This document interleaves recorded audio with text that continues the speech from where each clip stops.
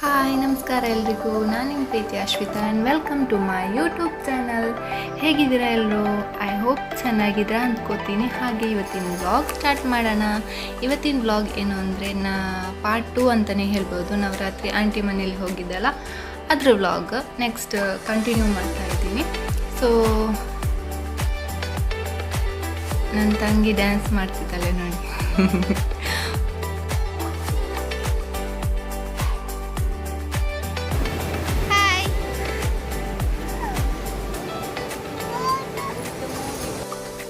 ಸಿಕ್ಕಾಪಟ್ಟೆ ಬಿಸಿಲಿತ್ತು.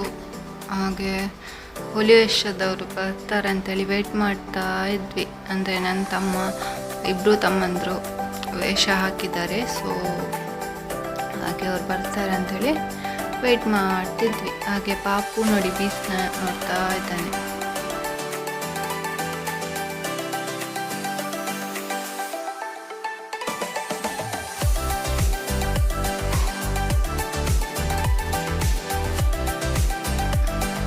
ಎಲ್ಲರೂ ವೆಯ್ಟ್ ಮಾಡ್ತಾ ಇದ್ದಾರೆ ಯಾವಾಗ ಬರುತ್ತೆ. ಆದರೆ ನಮಗಂತೂ ವೆಯ್ಟ್ ಮಾಡಿ ಸಾಕಾಗೋಗ್ತು.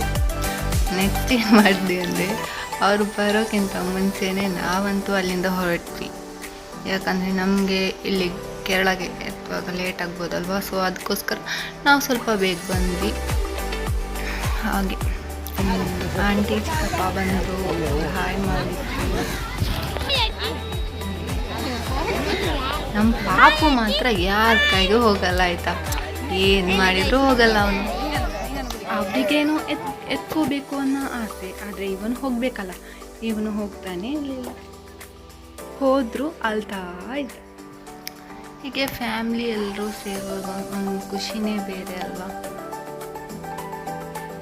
ಜಾಲಿ ಆಗ್ತದೆ, ಮಾತಾಡ್ತಾ ಇರ್ತೀವಿ. ಸೊ ಏನೋ ಒಂಥರ ಖುಷಿ. ನಮ್ಗೆ ಲೇಟ್ ಆಯಿತು ಅಂತ ನಾವು ವಾಪಸ್ ಬಂದ್ವಿ ಮನೆಗೆ. ಇವತ್ತಿನ ವ್ಲಾಗ್ ಇಲ್ಲಿಗೆ ಎಂಡ್ ಮಾಡ್ತಿದ್ದೀನಿ. ಹಾಗೆ ನೆಕ್ಸ್ಟ್ ವೀಡಿಯೋದಲ್ಲಿ ಸಿಗೋಣ. ಅಲ್ಲಿವರೆಗೆ ಟೇಕ್ ಕೇರ್, ಬಾಯ್.